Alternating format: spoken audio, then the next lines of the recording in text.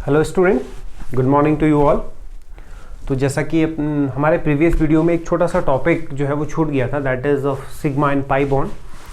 तो कुछ technical problem थी, तो हालांकि मैं सिग्मा और पाई बॉन्ड के ऊपर आपको एक सेपरेट वीडियो, छोटा सा शॉर्ट वीडियो मिल जाएगा जिसमें हम लोग strength of sigma bond and pi bond को बड़ी आसानी से देख लेंगे। तो फिलहाल आज नया टॉपिक है, दैट इज़ हाइब्रिडाइजेशन। ठीक है, this is one of the most important topic as class 11th chemical bonding chapter point of view. तो देखिए, हाइब्रिडाइजेशन की आवश्यकता क्यों पड़ी, why we need the term hybridization. तो उसके लिए देखिए क्या था, बेसिकली जो हमारा टॉपिक छूटा हुआ था about sigma and pi bond.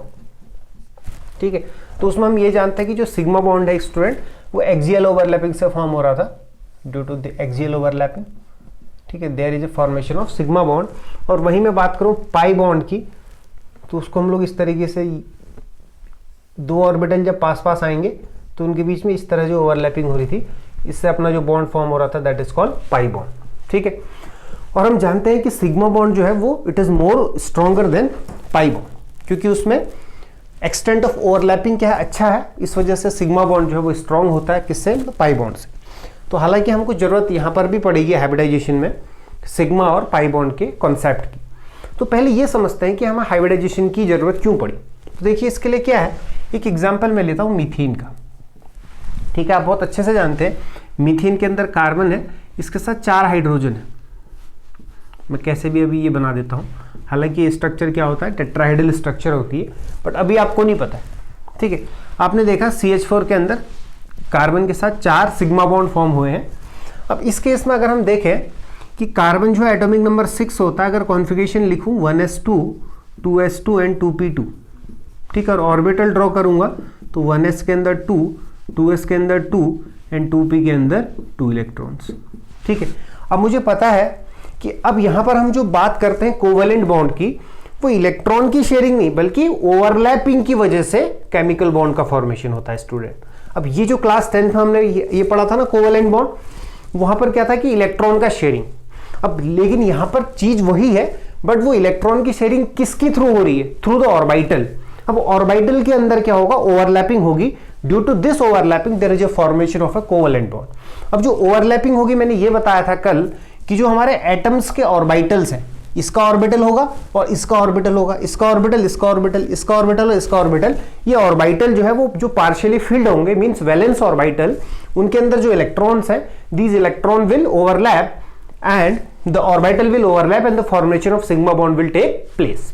तो देखिए क्या होगा उस केस में, अपने पास 4 हाइड्रोजन है, बट यहां तो 2 ही पार्शियली फील्ड इलेक्ट्रॉन है।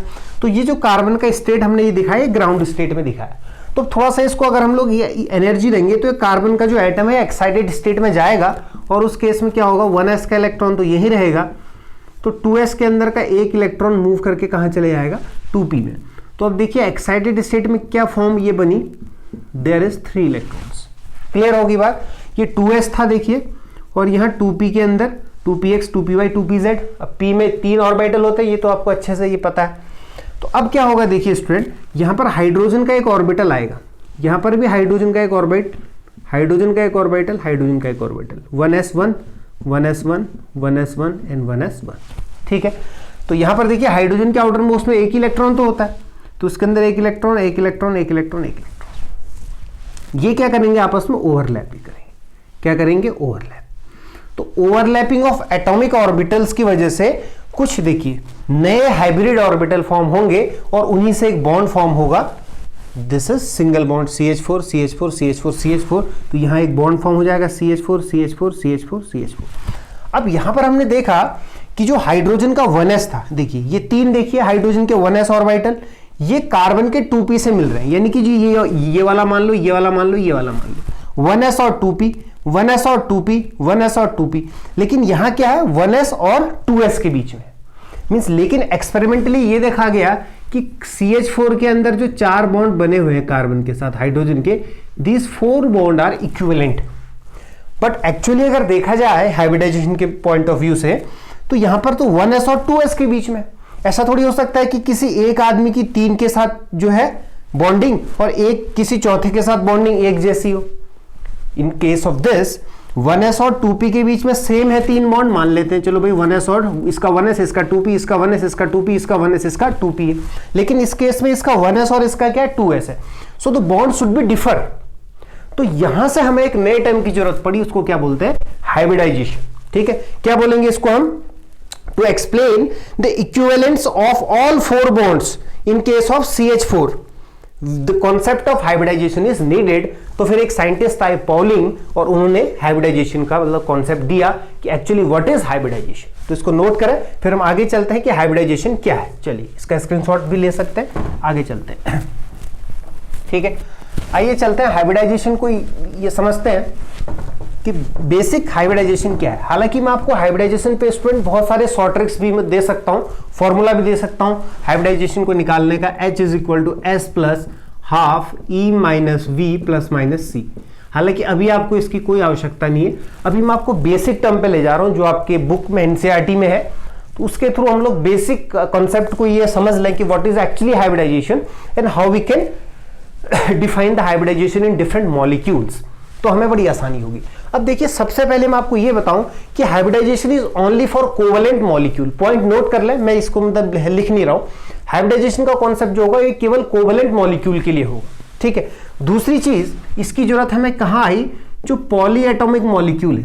क्या है, पॉली एटॉमिक मॉलिक्यूल। जैसे मान लीजिए CH4 अभी एग्जाम्पल लिया, ठीक है, या फिर अमोनिया हो गया, या फिर वाटर हो गया, एक्सेट्रा। इन पॉलीएटॉमिक मॉलिक्यूल्स के ज्योमेट्रिकल शेप को एक्सप्लेन ये करने के लिए एक नया टर्म आया, दैट इज कॉल्ड हाइब्रिडाइजेशन। और ये हाइब्रिडाइजेशन टर्म ये किसने दिया, there was a scientist Pauling ने दिया था। ठीक है, तो हाइब्रिडाइजेशन का टर्म ये किसने दिया, पॉलिंग ने दिया। ठीक है, अब यहां पर क्या होगा, उन्होंने ये बताया कि जो एटॉमिक ऑर्बिटल्स है, atomic orbitals combine to form new sets of equivalent orbitals. जब एटॉमिक ऑर्बिटल्स आपस में कंबाइन करेंगे तो वो नए सेट्स ऑफ इक्विवेलेंट ऑर्बिटल के फॉर्म होंगे, उन्हीं को क्या बोलेंगे, हाइब्रिड ऑर्बिटल्स के बोलेंगे। क्या बोलेंगे, हाइब्रिड ऑर्बिटल।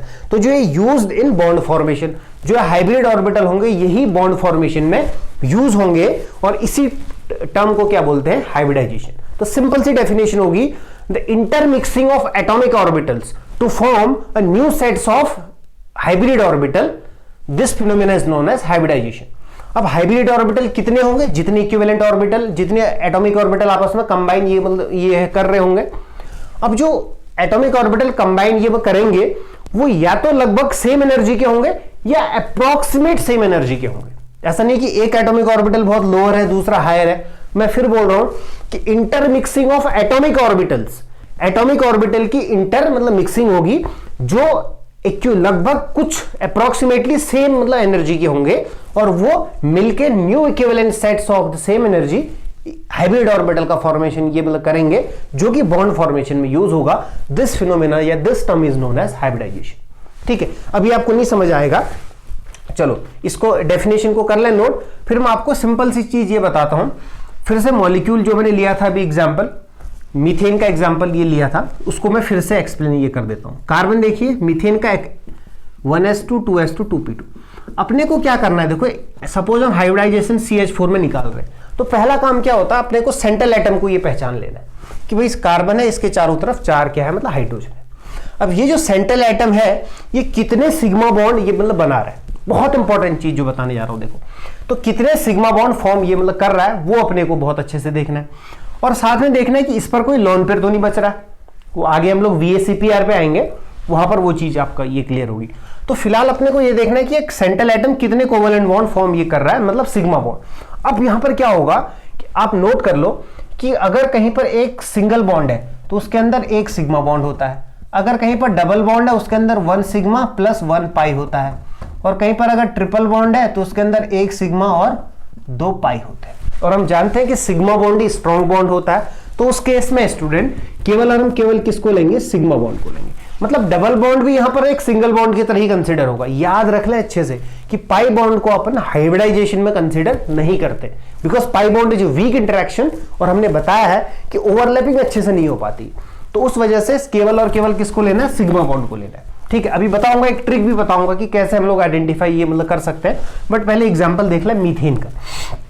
अब इसको हम ऑर्बिटल फॉर्म में ये लिख लेते हैं 1s2, अभी लिखा था मैंने, आपका रिपीट भी हो जाएगा 1s2 2s2 2p2। देखिए अब क्या होगा कि अपने को पता है 4 मतलब हाइड्रोजन है, ये ग्राउंड स्टेट थी, अब मॉलिक्यूल कहाँ चले जाएगा, एटम एक्साइटेड स्टेट में, तो 2s का एक इलेक्ट्रॉन 2p में चले गया। बहुत ध्यान से देखेंगे बात को, तो 2p में इलेक्ट्रॉन 3 हो गए। अब अपने को पता भैया 4 हाइड्रोजन है, एक हाइड्रोजन यहाँ चले जाएगा, एक हाइड्रोजन यहाँ चले जाएगा, एक हाइड्रोजन यहाँ चले जाएगा, एक हाइड्रोजन यहाँ चले जाएगा, मीन इसका एटॉमिक ऑर्बिटल इसका मिलके ओवरलैप करके 4 equivalent set of new hybrid orbital form होंगे। देखिए हाइड्रोजन का कौन सा था s, 1s में इलेक्ट्रॉन, इसका कौन सा था 2s, ठीक है, इसका देखिए s, इसका 2px, इसका 2py, इसका 2pz। तो यानी कि ये हाइड्रोजन कहां कहां गया, एक s में गया और 3 p में गया, तो कितने सेट बने 4, मतलब एक s यूज हुआ और 3 क्या यूज हुए, p यूज हुए। तो हाइब्रिडाइजेशन क्या हो गया इसके अंदर, sp3 हाइब्रिडाइजेशन हो गया। तो इस तरीके से हम थोड़ा सा मॉलिक्यूल को प्रिडिक्ट ये करके, अभी मैं आपको बेसिक से सिखा रहा हूं कि किसी मॉलिक्यूल को प्रिडिक्ट ये करके हाइब्रिडाइजेशन भी मतलब निकाल सकते हैं। तो इसी ये तरीके से इलेक्ट्रॉनिक कॉन्फ़िगरेशन से आप डिफरेंट मॉलिक्यूल्स के हाइब्रिडाइजेशन मतलब निकाल सकते हैं, ठीक है। तो ट्राई करिएगा। अब मैं आपको एक अच्छा सा ये तरीका ही बताता हूं, देखो इसको नोट करना है अच्छे से कि इसमें sp3 अभी ज्योमेट्री क्या होगी, शेप क्या होगी, वो भी आपको ये समझाऊंगा। अभी फिलहाल ये तरीका जो है वो देख लें कैसे अपन हाइब्रिडाइजेशन को हमने ये निकालना है, ठीक है। अब आप क्या करिएगा, देखो कोई भी मॉलिक्यूल आपको दिया हो, बहुत इंपॉर्टेंट ट्रिक है, ठीक है। आपको क्या कर लो, सबसे पहले देखो 2 चीजें ये नोट करो। पहला काउंट द सिग्मा बॉन्ड, क्या काउंट करो स्टूडेंट, सिग्मा बॉन्ड काउंट करो। मॉलिक्यूल में कितने ऐसे करके बना लो बॉन्ड, कितने उसमें क्या है मतलब सिग्मा बॉन्ड है, plus lone pair on central atom, lone pair on central atom, दोनों को जोड़ लो। काउंट द सिग्मा बॉन्ड ये कितने हैं और साथ में कितने लॉन पेयर, दोनों को जोड़ोगे तो जो नंबर आएगा, जो नंबर आएगा बहुत ध्यान से नोट कर, आपकी बुक में टेबल मिलेगा आपको, बट मेरी बात को ध्यान से ये समझ लो, आपको हाइब्रिडाइजेशन ऐसे निकाल दोगे आसानी से। Count the sigma bonds plus lone pair on central atom, दोनों को जोड़ेंगे तो you will find A number and this number will indicate, अगर ये नंबर 2 आ गया मान लीजिए, तो इसमें जो ऑर्बिटल यूज होंगे वो क्या होगा, s और एक s होगा, एक p यूज होगा। अपने पास देखो एनर्जी क्या होती है, पहले s फिर p फिर d फिर f, ठीक है। मतलब 2 नंबर आ गया, सिग्मा बॉन्ड आपने ये गिने, प्लस देखा कोई लॉन पेयर है, दोनों को जोड़ के अगर नंबर 2 आ गया तो s और p ऑर्बिटल होंगे, उसके अंदर हाइब्रिडाइजेशन क्या होगा sp, उसकी ज्योमेट्री क्या होगी स्टूडेंट, लीनियर होगी, और उसके अंदर बॉन्ड एंगल होगा 180 डिग्री। बहुत अच्छे से याद हो गया, ये टेबल आपको अपनी बुक में मिल जाएगी एनसीईआरटी में, वहां से देख ले। अगर ये नंबर 3 आ गया मान लीजिए, तो एक s होगा और 2 क्या मिलेंगे आपको, p, मींस आपका हाइब्रिडाइजेशन क्या हो गया sp2, मींस कौन कौन से ऑर्बिटल ये कंबाइन होंगे, नंबर 3 आ गया तो एक s और 2p, तो उस केस में हाइब्रिडाइजेशन क्या होगा स्टूडेंट, sp2 होगा, और ज्योमेट्री क्या होगी इसकी, शेप क्या होगा, ट्राइगोनल प्लेनर, क्या होगा ट्राइगोनल प्लेनर, और बॉन्ड एंगल कितना होगा 120 डिग्री, कितना होगा 120 डिग्री। अब देख लीजिए मान लीजिए नंबर 4 आ गया, तो एक s और 3p, तो इसको बोल देते हैं sp क्यूब, मतलब sp3, हालांकि क्यूब है बट sp3 बोलते हैं, ठीक है। तो sp3 होगा तो ज्योमेट्री क्या होगी इसकी, टेट्राहाइड्रल, टेट्राहाइड्रल होगी, और बॉन्ड एंगल कितना होगा 109 डिग्री 28 मतलब मिनट होगा। अभी ये भी मतलब समझा दूंगा बॉन्ड एंगल आपका क्या है। नंबर 5, अगर ये काउंट करके दोनों को नंबर 5 आ गया, तो एक s, अब p कितने होते हैं बताओ, 4, बिल्कुल नहीं, p 3 ही तो होते हैं, px py और pz, तो 3p हो गए, एक s हो गया 4, अब एक क्या बचा d, तो हाइब्रिडाइजेशन क्या होगा sp3d, क्या होगा स्टूडेंट sp3d। तो उस केस में जो ज्योमेट्री होगी ट्राइगोनल बाई पिरामिडल, मैं लिख नहीं रहा हूं TBP लिख दिया, तो ये समझ जाओ ट्राइगोनल बाई पिरामिडल। अभी ज्योमेट्री शेप भी दूंगा, तो इसको इसमें जो बॉन्ड एंगल होंगे 90 डिग्री और 120 डिग्री होंगे, मतलब जो एक्सियल और इक्वेटोरियल 2 एंगल्स होते हैं, मतलब ये समझ लो आप, ये ट्रायंगल बना ना, ये ट्रायंगल फॉर्म हुआ, देखो अब आपको दिख रहा होगा ऐसे, ये ट्रायंगल फॉर्म हुआ, तो ट्रायंगल में देखो पूरा सर्किल मतलब 160, तो ये कितना बचा 120 120 120। अब बाई पिरामिडल है, एक इधर होगा एक इधर होगा, ये दिख रहा होगा आपको, ये ट्राइगोनल है, ठीक है, और एक इधर, तो ये वाले दोनों तो 90 बनेंगे, ये वाले कितने बनेंगे, तीनों 120 बनेंगे, तो इसलिए 90 और 120 डिग्री, ठीक है। चलिए अगर ये नंबर मान लो 6 आ गया, तो उसके इसमें एक s हो गया, 3p हो गए, 3p 3 के 4 और 2d हो गए, ठीक है, तो क्या हो गया, 1s 3p 2d, भाई p तो 3 ही होते हैं तो इसलिए बाकी 2 फिर d के लेंगे, 1s का 3p के 2d के, तो sp3 2d, तो हाइब्रिडाइजेशन क्या हो गया, sp3d2। इस केस में जो शेप होगा वो क्या होगा स्टूडेंट, ऑक्ट्राहाइड्रल होगा, और बॉन्ड एंगल कितना होगा सभी का 90 डिग्री होगा। ठीक है, तो ये आपको सिंपल सा टेबल नोट कर लें इसको। ठीक है, आपको याद हो जाना चाहिए, आपकी एनसीईआरटी मतलब बुक में दिया है, वहां पर क्या करता है वो वीएसीपीआर थ्योरी को पहले देता है, हमने हाइब्रिडाइजेशन को लिया पहले, क्योंकि अगर आपको हाइब्रिडाइजेशन का बेसिक ये कॉन्सेप्ट आ गया तो वीएसीपीआर को आराम से ये निपटा दोगे। ठीक है, तो नोट कर लो ये टेबल अच्छे से। क्या करना है, count the sigma bond plus lone pair on central atom, जोड़ के नंबर को ले आना है, वो नंबर के हिसाब से देख लेना कौन सा हाइब्रिडाइजेशन होगा, ये शेप्स को मतलब प्रैक्टिस भी कर लेना। अब मैं आपको एग्जांपल भी लाऊंगा और वही एग्जांपल से लेक्चर को वाइंड अप भी ये करेंगे, और बहुत सारी मतलब प्रैक्टिस बहुत सारे मॉलिक्यूल को लेके आप लोग खुद करेंगे। इस टेबल को नोट करो, मैं रैप कर रहा हूं, आपको याद हो जानी चाहिए फिर। ठीक है, ले लो नोट।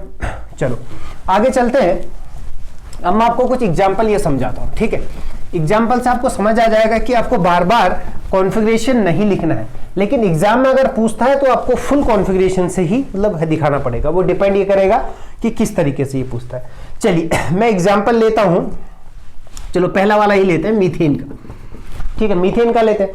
अब आप क्या करो, काउंट द सिग्मा बॉन्ड्स। ठीक है, अब सिग्मा बॉन्ड कैसे पता ये चलेंगे भैया, अपने को पता है कि कार्बन जो है उसके आउटर मोस्ट सेल में कितने इलेक्ट्रॉन होते हैं, 6 इलेक्ट्रॉन होते हैं। अब ये कार्बन ने 4 हाइड्रोजन के साथ बॉन्ड ये बनाए हुए हैं, 4 हाइड्रोजन से ये बना लिए बॉन्ड, मतलब क्या हुआ, 1 सिग्मा 2 सिग्मा 3 सिग्मा 4 सिग्मा। ठीक है, इस केस में क्या होगा, देखो कार्बन का एटॉमिक नंबर 6 होता है ना, एटॉमिक नंबर है 6, तो पहले सेल में 2, वैलेंस सेल में कितने इलेक्ट्रॉन है, 4 है, और 4 के 4 इसने हाइड्रोजन से शेयर करके कितने सिग्मा बॉन्ड ये फॉर्म कर लिए, 4 के 4। अब कोई एक्स्ट्रा इलेक्ट्रॉन ये मतलब बचा इसके पास, नहीं बचा, क्योंकि कार्बन के आउटर मोस्ट सेल में कितने इलेक्ट्रॉन थे, 4, और चारों हाइड्रोजन से मिलके 4 क्या हो गए, सिग्मा बॉन्ड फॉर्म हो गए। मींस अनयूज्ड इलेक्ट्रॉन नहीं ये बचा, मतलब लोन पेयर 0। तो कार्बन के केस में सिग्मा बॉन्ड आए 4 प्लस लोन पेयर 0, नंबर कितना आ गया 4। अब टेबल देखो आपने अभी जो नोट करी है, तो 4 वाली टेबल में हाइब्रिडाइजेशन होगा स्टूडेंट sp3, और मैंने बताया था कि sp3 के अंदर टेट्राहाइड्रल शेप होती है, मतलब देखो कार्बन ये है, ये हाइड्रोजन होगा, ये हाइड्रोजन, ये हाइड्रोजन, ये हाइड्रोजन, एक तरह का टेट्राहाइड्रल शेप बनती है। ठीक है, तो ये टेट्राहाइड्रल शेप फॉर्म हुई, बॉन्ड एंगल हर किसी का कितना होगा 109 डिग्री 28 मतलब मिनट होगा। ठीक है, तो इस तरीके से भी आप ये निकाल सकते हैं। चलो let's try one more example. ठीक है, और भी लेंगे एग्जांपल, कोई दिक्कत नहीं है। मान लीजिए हम लेते हैं एग्जांपल, चलो किसका ले, अमोनिया का ले लेते हैं। किसका ले लेते हैं, अमोनिया का ले लेते हैं, थोड़ा अच्छा एग्जांपल है। अब आप चाहो तो इसको वैसे भी ड्रॉ कर सकते हो, कॉन्फ़िगरेशन लिख के, लोन पेयर वाला भी समझना है आपको भी।